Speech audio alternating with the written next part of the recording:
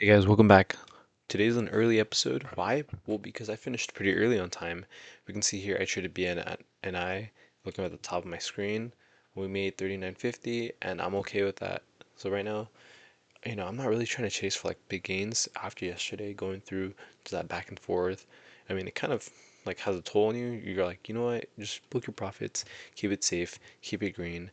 And we can see right here on the overview on the month, we just need tomorrow to be green and we can move up 210 shares. So I just need that consistency.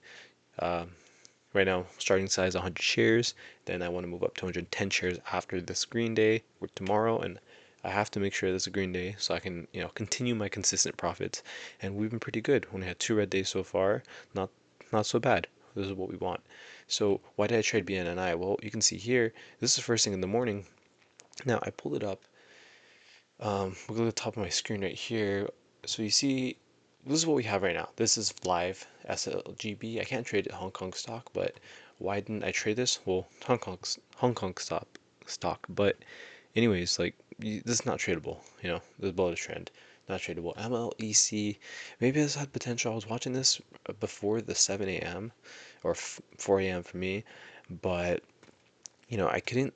I really didn't see that this would continue this double top tier, and then as soon as 4 a.m. hit below VWAP, and I was like, well, don't even worry about it. Don't chase it. Then I saw BNI pop up on the scanner. It was 840, and I was like, okay, we have a high at 990 right here. So I'm like, all right, well, that's our high. And I'm trying to watch this, see maybe if it breaks out. It does break out initially, and I see this pop up and break, not break, yeah, it does break VWAP. It doesn't break the 9 and 20 EMA. So this is where I was attempting to get a better breakout. I saw this right here. As soon as I switched to BNNI, I saw my level 2. My level 2 had 11k buyer right at this area right here. But obviously when I pulled it up, it was already too late and the stock already had squeezed up, and I didn't want to get in not assessing like, okay, is this still a valid trade? And I noticed this did break the high of the morning and was attempted to break. No, it didn't break the high of the morning, but it did break the high of the morning right here at $10 or just over $10. And then it begins to consolidate, flush down, bounce over 90 EMA, break into the 920, bounces for the 20 EMA support, then briefly dips under the 920 EMA. And as it's curling up, this is what I'm seeing right here. I'm seeing this is curling up, breaking above 920 EMA again. MACD is going positive. Oh, let's change that. Yeah, MACD is going positive. And then right in this instance, I get in for my entry here. I'm like, nope, this is going to break the 10. Level 2 is looking good. We have a good setup. Um, why on the 1 minute chart? Well, on the 1 minute chart right here, we have 705. Let me see my entry on the 1 minute. It's 407. So at 407, yeah, at 407 right here, this is when I take my trade initially. This is where I miss this breakout. Let's see, where 701. This is where I missed the breakout right around here. The first, no, I drew that line. I missed that first initial breakout right there, and I was like, okay, it's fine. We'll keep watching for more opportunities, and we did, and we ended up getting on this second breakout as it dips right here and rips through $10. So my entry was at 996, perfect entry right under 10. I got out at 1036, so I escaped at this candle right here. Where is this? 7. Yeah, exactly at this candle. Basically, as soon as this candle formed, this candle opened up right here, and nope, didn't open up right there, but opened up right here at 1036. So I took my profit. It was pretty quick, but I wasn't gonna play games. I am not gonna. I could have held for maybe a second or two, but I was okay with the profit. The goal is 20 cents per share. We got double that, and we will take that any day. On a day or at some point when I'm at 1,000 shares, whenever that will be, this day will be a $300 day, and that's really good. That $300 in a mere 15 seconds, you couldn't ask for any more. So yeah, that was my trade. Well, on the daily chart, let's look at that as well. I was iffy taking this trade initially. We were above, you know, these resistance lines at $7. We just broke through this resistance at 858, and I was like, okay, well, we're hitting this resistance right here at 948, so the next one over is 1044.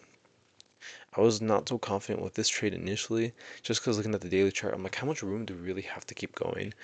And you see, we've kind of smashed through these three resistance, and I was like, okay, if we can get over 10, I think it'll be really good.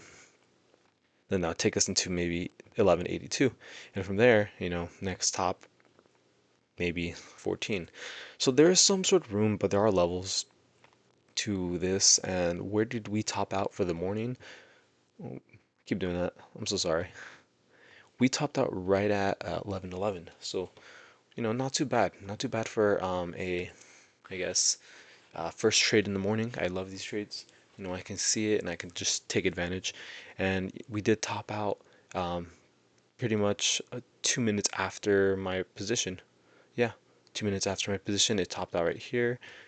Yeah, I could have held for another minute. Yes, I could have. But it's not bad. I'll take the $40. But I'm still trying to just be okay with taking more profit off table. Now it's looking for another curl up. Maybe not. I mean, MACD's negative so far. Um, the continual trading, I mean, taking a dip at this 90 MA and a rip right here to book profits. Yeah. And then, yeah, that's how what I would start doing. Obviously, if I had a margin account and with much bigger size, but we're not in that right now. We're trading cash account, so consistency is key. And then when obviously I have more size, I have to get used to not over trading like I did yesterday because over trading is going to be destructive to my account, which is the next roadblock. With along with holding too long and not taking my profits. So it looks like we're breaking through the 920 here. So, this might not follow through. It could not. But hopefully you guys enjoyed this quick episode early in the morning and we'll take it. Yeah. All right. Oh, as far as my options, I know you guys saw my post yesterday. We'll see what SPR is 676. So I had an options call for 677. What I was hoping for is that we kind of sort of gapped up. We did hit almost 680 today briefly in the pre-market. I don't know. We'll see. We did close. I don't know. Closed pretty choppy. We closed like around uh, 676 and 57 cents. I was just hoping for the pre-market to go up like maybe $2 or $3 and then book profits, but obviously pre-market can be a bit weird. So, but there's still time. It's 4:20, so I have until 6:30. This could be up by 679 for all we know, or this can stay flat. Um, just follow my X. I'll keep my posts updated from there on how I'll be day trading the option today. I think I'll be trading IWM index today. It's been relatively stable. This doesn't have the 4-hour chart, but this has been easier to trade because we've been on a long continual trend, and this marks January 2nd.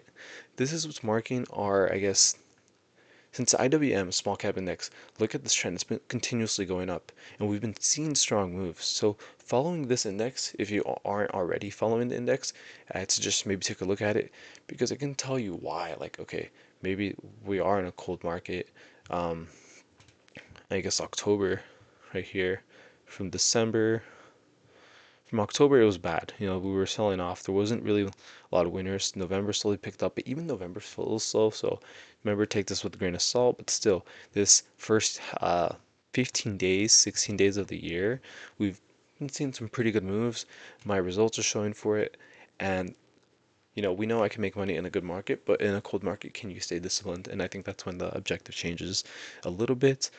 But if we can just keep it like this, less is more. One trade, 7 trades. So gotta continue and preach that. Hopefully you guys enjoyed this. Take care. See you guys tomorrow. Good luck for the rest of your morning. Peace.